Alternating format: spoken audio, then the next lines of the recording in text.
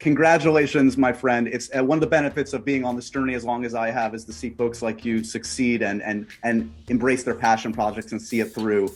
And you've really done it, man. Congratulations on this one. Man, I really appreciate that. Thank you very much, Josh. Thank you. I got to tell you, it's an honor to call you a friend.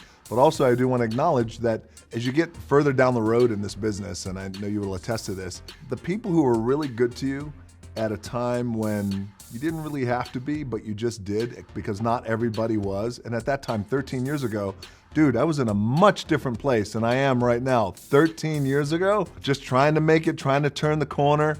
And you were always good to me, always treated me with respect, and always like all the stuff that we would do together. You created this environment for me, not only a safe environment, but you also created an environment for me where you made me feel like I was really important. Now, I know it sounds silly and kind of cheesy, but these days I understand just how important that is for people trying to come up and people trying to make it. You make them feel important. Congratulations on the film, but more importantly, congratulations on never having to be asked again, when the hell are we getting Black Adam? It happened. You did it. It happened. Really, really amazing. What a journey it's been. Josh, I've been telling everybody on this global press junket for Black Adam that we have had now for 4 days. I've been telling everyone that this has been my passion project with me for over 10 years, pushing and fighting. For those journalists who know, they know. And for those who didn't, they would all go, oh my God, over 10 years? I say over 10 years. And the reason why I share that with you is because you know exactly what I'm talking about, because over 10 years ago, you and I were talking about it, and I think you and I were the only ones talking about it. I'm glad you say that. We dug into the archives. We have video proof to attest to this. Let's go back 13 years, back of a taxi cab in New York City. Oh my God, 13 years ago. Get ready. Let's take a look at this clip. This is after one of the many hiccups that was going on in the development of this film. Take a look. Because you were so amped to be Black Adam. I know you were talking about that forever. I'm still amped up to do it. Yeah, sure. If and when it comes together, you're still around. I think, it's interesting, and that's what happens when you start developing a script and the ideas, there's so many people involved because it's such a big project. Everybody has their opinion on it creatively. And, it's too bad, though, when you can't come to an agreement. But I'm sure the movie eventually will get made the way that we all collectively want to make the movie. Right. So when that happens, that's going to be badass. Man. So, man, it's badass. 13 years later, it's badass. Congratulations. What does that make you think? I mean, a lot of projects come and go. You could have given up on this. When you look back at that video, what do you think? If I were drinking tequila, I might get emotional, man. And that's the truth.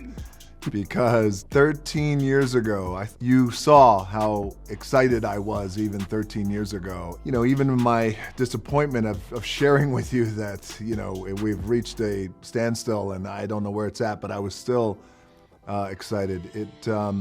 I guess it just speaks to a passion. At the end of the day, I was willing to fight for this thing. I was willing to fight for Black Adam. And while 13 years ago, the studio might not have seen the value in Black Adam, that's okay. I did. I felt like in my gut and in my heart, man, that if we created a movie, it felt like there were a lot of people who would enjoy the movie and enjoy this character of Black Adam, but also maybe more importantly than enjoying the movie, maybe they could see a little bit of themselves in Black Adam too as well. So I fought for it. I'm happy I fought for it. And along the way, I've got to tell you, it's not like, 2 years after our taxi cab ride there, the fight ended. I have been fighting for Black Adam. Excuse my language. I've been fighting for Black Adam for years. The fight, it's just a continuous fight and fight and fight and fight for Black Adam. Fight for the JSA. Fight for the most powerful and unstoppable force in the universe that has been on the sideline for the past 5 years, and that has just pissed me off. And I said, let's listen to the fans. Let's fight for Black Adam. Let's fight to deliver JSA and introduce JSA. And let's also listen to the fans and fight to bring back the most beloved superhero of all time. So A lot of fights, man. A lot of fights. Well, it makes my geek heart happy to see not only you in this, but I mean, my God, as a kid, like to see Pierce Brosnan in Dr. Fate, my brain has exploded. I'm putting it back together one day at a time. You talk about listening to the fans, and I remember this, for those that don't know the long journey, you kind of put it to the fans at a certain point. Shazam, Black Adam. I did. I left it up to the fans. I've always been a DC boy, even as a little boy. DC through and through. Super Friends every Saturday morning. When I first saw the Black Adam, my first Black Adam comic, immediately identified with him. He had a rage on his face. He looked intense. He had brown skin. I was like, wow, this is cool. Who's this guy? I want to be him. So years later, I remember talking to a journalist, and journalist had said, well, if you had your choice between a Shazam and a Black Adam, who would you love to play? And I was just about to say Black Adam, and I thought, let me just ask the fans, because I might be off with who I think I should play. So we asked the fans, and they did a little poll, and it was overwhelming that it was Black Adam. So that was a nice indicator that, okay, I'm on the right track. Did you ever, because it seems like the easiest casting decision ever is to cast The Rock as a superhero. Did you ever put on another costume or come close to, you must have done auditions, meetings. Was there any other close call along the way? There weren't other close calls along the way. I had been offered a few other superheroes in the past. They eventually went to other actors, and I'm very happy for them. About 8 years ago, again, as we were pushing and fighting for Black Adam, the studio had asked me back then, are there any other characters in the DC world that you'd be interested in playing and developing, or maybe a supervillain, other than Black Adam? I said, no. It's Black Adam. It has to be Black Adam. And it must be Black Adam. Would you ever double dip? Ryan Reynolds has done DC and Marvel. You said you're a DC kid at your heart. Would you ever consider doing a Marvel character too? I would, sure. I'm always open to possibilities. I love DC. I really like Marvel. They're all my buddies. I really love what Kevin Feige's been able to do and how he's been able to orchestrate over 2 decades now, strategically, brilliantly, I feel. But I am, and we've known each other for a long time, and you know me, just my DNA. I'm always open to all possibilities, especially if it makes sense. So I don't know what that would be, by the way, but but sure. Just like I'm open to a crossover between characters in DC and characters in Marvel. Black Adam, I would love to see him cross over with Marvel characters. I'd love to see him cross over with all the characters, by the way, in the DCEU. So always open to that possibility. You posted the other day a really sweet reflection. You were looking at some posters of all your accumulated works over about 20 plus years. You're at about 20 plus years in Hollywood, making the transition. And it was really sweet to see you look back. And it's been remarkable, even in the time I've known you, to go from you were a superstar, but now, dude, you're like one of the 3 most famous human beings on the planet. It's like Mickey Mouse, the Pope, and Dwayne Johnson. It's insane. So I guess my question is, because you are obviously such a positive, motivated person, how do you, day by day, maintain some sense of normalcy? Do you have the day when you're sitting in bed crying like I do? You must have a down day. A sense of normalcy. I do my best. Thank you for the question.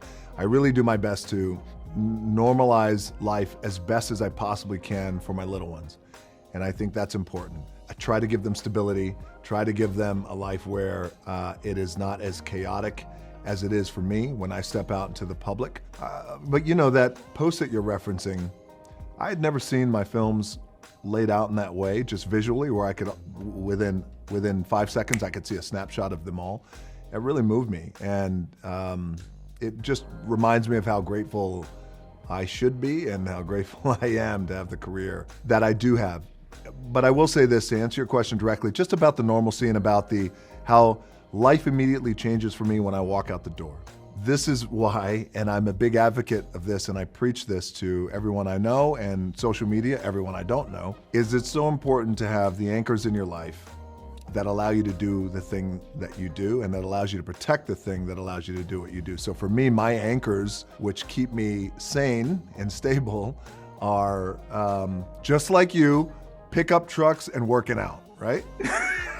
That's why we get along, buddy. That's why we get along, man. That's it. That's what I need. So I need my workouts alone, and everywhere I drive myself. I drive myself in the pickup truck. I don't like drivers or chauffeurs or anything like that.